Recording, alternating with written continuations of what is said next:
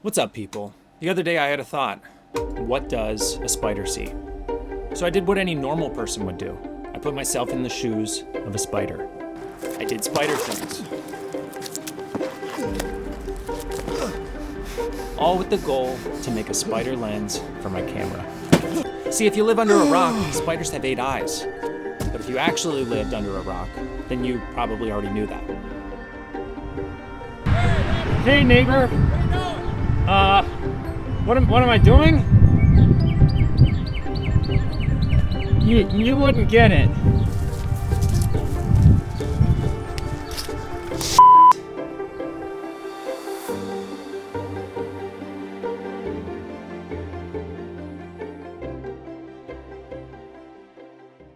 Okay, so today we're attempting something pretty stupid. I'm gonna build a spider lens using a bunch of old cameras. Fair warning, I hurt myself, I break something, and I build this thing in the most questionable way possible. But somehow, the image, I don't know, it's kind of insane.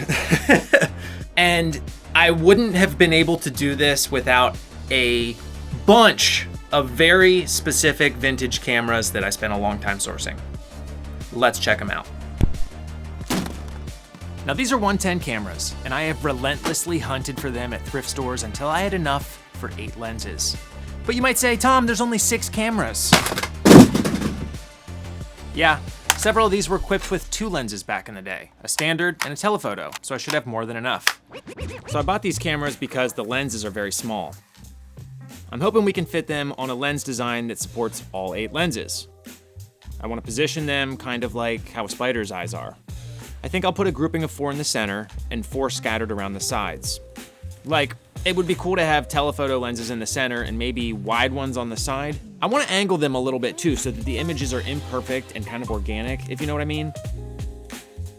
So I think this looks pretty good.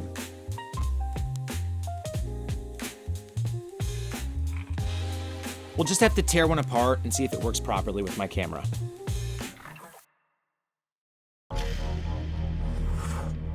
I'd like to thank you for your donation to science. It is officially time for my favorite part of this YouTube episode, and that is tearing apart the cameras. I've said this before, and I'll say it again. It's fun tearing apart things that you don't have to put back together. Now, I have 6 of these to tear apart. So, yeah. And this one looks like it was already torn apart at one point. It's covered in tape. Let's see what we got here. Ugh.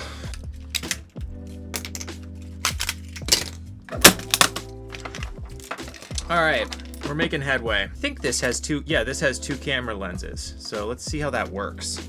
So here's our first 2 lenses. I'm guessing this just moves and it switches between both of these optics. So that's pretty cool, I guess. So I just gotta figure out how to get them out of here.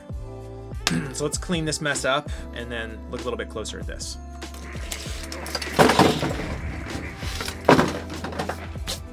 We're gonna get my trusty lens vise out. If you want a lens vise like this, they're super helpful when it comes to tearing apart cameras. I have a link to this specific lens vise in the description of this video. Typically, these little spanner rings are made out of metal. This one's made out of plastic, so it's very tough to keep my lens spanner vise thing seated in here nicely. We got lens number 1.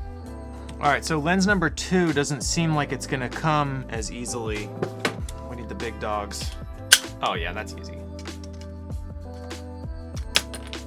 Okay, lens number 2. Haha. So we're gonna try and adapt these to my camera using my proprietary lens mount system that you guys will see very, very soon. I was actually gonna release that video here, but I needed to fine tune a couple things and it'll be coming soon, I promise. But for now, you get to see spider lens.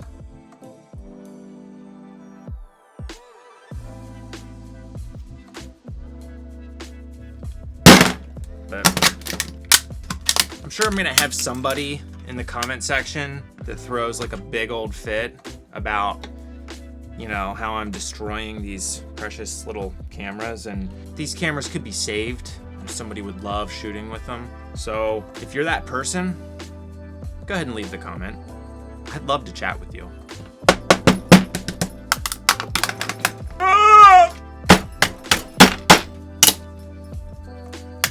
All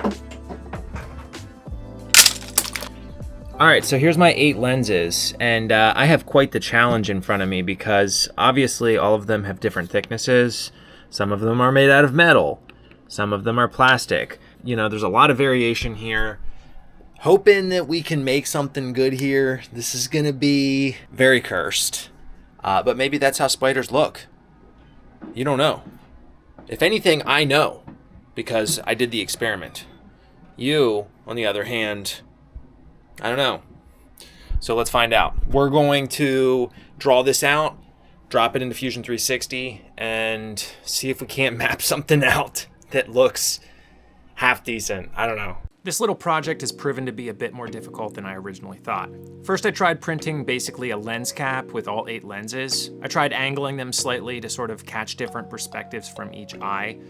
I printed it and proceeded to stab myself pretty badly, and it was basically for nothing because the lenses sat too far away from my camera's sensor and the images just looked like this. So I tried re-engineering it so that the lenses sat close to my camera and the actual lens mount fell off of the print. There was just not enough room to have all the lenses sit close enough to the sensor without being cut off from the mount. So I had to get crafty. First, I had to remove all the housings from the lenses that made them extremely inconsistently sized. I designed basically a flat plate with little holes punched into it. There wasn't even room for recesses that the plastic lens could fit in. I posted this image to my YouTube asking what it was and got some crazy answers back. Like the Nishika N8000 camera, a nozzle for my Nespresso machine, a Soju's engine layout. This one I can actually get behind. A Blu-ray player that plays 6 discs at once, and an Airbus A320 Neo, which had me confused at first, but maybe you can help me fill in the blanks on that one. At this point, I taped the lenses onto the camera using black electrical tape. I basically cut out little holes in the tape for light to pass through the lenses. To really sell the extreme DIY of this project, I added some duct tape and wrote out spider lens. Here's how it looks next to my drawing. There's just one issue. As you know, I wasn't able to fit a mount on this lens, so I had to hold it up to the camera to use it. When taking photos, it creates some very interesting results that are mostly disorienting. I can't really tell if all 8 lenses are even providing images to my camera's sensor. Okay, so at this point, I'm trying to find like a case use for this item. And I think this would be like a really useful lens for making like weird, disorienting clips. Like maybe if you're drunk and so, but I really want to see how this performs when recording video. And I want to throw it on like a gimbal and take like some weird spinny shots just to kind of make like a kaleidoscope-esque type shot. So we're gonna duct tape this to my camera, slap it on a gimbal and see what happens. Don't you hate whenever the duct tape rips like that in half? Super annoying. All right, let's see what we got here. This is gonna be, when I said this was gonna be cursed, I literally meant it. This is going to be cursed.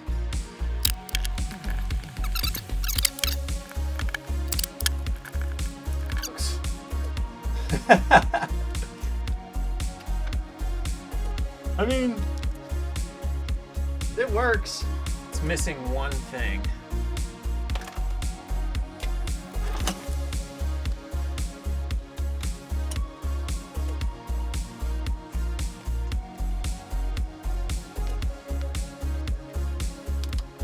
Spider cam.